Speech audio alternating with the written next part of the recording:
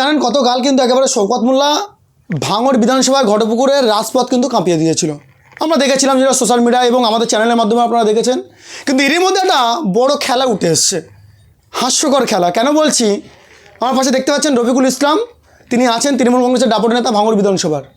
তিনি ভয়ঙ্কর অভিযোগ তুলেছেন 14ই ফেব্রুয়ারি বাইরের বিধানসভা থেকে মানুষ এনেছে শওকত মোল্লার নেতৃত্বে।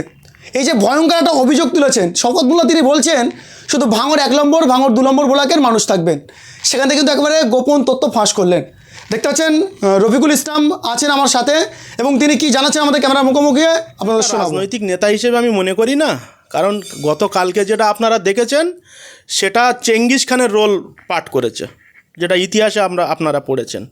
মানে সম্পূর্ণ মানুষকে ভয় দেখিয়ে এবং যে দিদির যে উন্নয়নের পাঁচালী আছে সেইগুলোকে কেন্দ্র করে যে না মিটিংয়ে গেলে ঘরের নাম কেটে দেওয়া হবে, অনেক সুযোগ সুবিধা তাদেরকে দেওয়া হবে না, এবং মিটিংয়ের 3 দিন আগে থেকে মানে তাদেরকে খাওয়া দাওয়া দিয়েছে।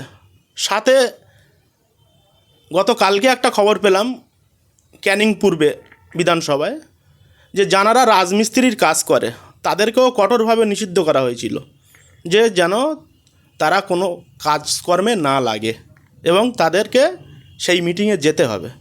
তাহলে তিনি যে 4টে বিধানসভার কোঅর্ডিনেটর, তাহলে সেটা তো কালকে সচক্ষে মানুষ দেখতে পেয়েছে যে 4টে বিধানসভা থেকে সেখানে লোকজন উপস্থিত হয়েছিল।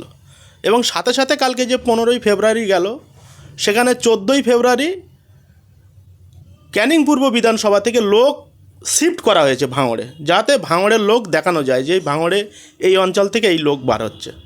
কিন্তু আলটিমেটলি দেখা গেলে যে ভাঙড় থেকে কিন্তু তানার কোনো জনসমর্থন নেই।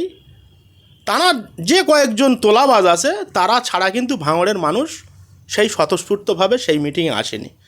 তাহলে সেখানে দেখা গেল কি, মানে তিনি যে চেঙ্গিস খানের রোল পাঠ করে, তিনি দেখা গেল যে কালকে তানার জীবনের যে শেষ আমি একটা পদক্ষেপ নিই, কারণ তানাকে তো দল সেইভাবে ওপর নেতৃত্ব গুরুত্ব দেয় না।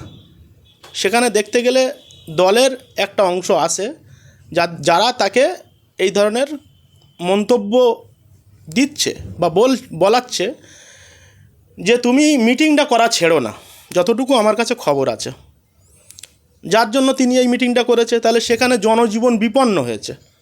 বাসন্তী হাইওয়ে যেখানে 11টা থেকে কম বেশি শুরু করে অন্যান্য গাড়ি মিলিয়ে 11টা রুটের বাস চলে এবং অন্যান্য গাড়ি মিলিয়ে মোট 18টা যানবাহন সেখানে চলে। তাহলে সেখানে কিন্তু বেলা 1টা থেকে রাত্রি 8টা পর্যন্ত কিন্তু মানুষ দুর্ভোগ ভোগ করেছে। তাহলে সেটা আমাদের দলের কাছে একটা খারাপ বার্তা। এখন আমরা দেখলাম শওকত মোল্লা বলছে যে ভাঙড়ের ইতিহাসে সবে একটা সভা হলো, এই ইতিহাস কেউ আর ভাঙতে পারবে না। সভাটা ভাঙড়ের, কিন্তু হাঁড়ি বন্ধ হয়েছে ক্যানিং পূর্বে। সভা হয়েছে ভাঙড়ে, কিন্তু হাঁড়িটা বন্ধ হয়েছে ক্যানিং পূর্বে। ভাঙড়ের লোকজন তো সেখানে ছিল না বলতে গেলে চলে। যত লোকজন সব তো বাইরে থেকে, যেটা আমিও মানে কম বেশি খবর রেখে দিয়েছি। সরবেড়ে থেকে লোকজন এসছে, ধামাখালি থেকে লোকজন এসছে, ওনার যে সাতগাছিয়া বিধানসভায় যেখানে উনি পর্যবেক্ষক, সেখান থেকে লোক আনিয়েছে। ক্যানিং পশ্চিম যেটা পরেশরাম দাস যেখানকার বিধায়ক, সেই ব্যক্তি হয়তো নিজে আসেনি, কিন্তু সেই বিধানসভা থেকে লোক এসছে।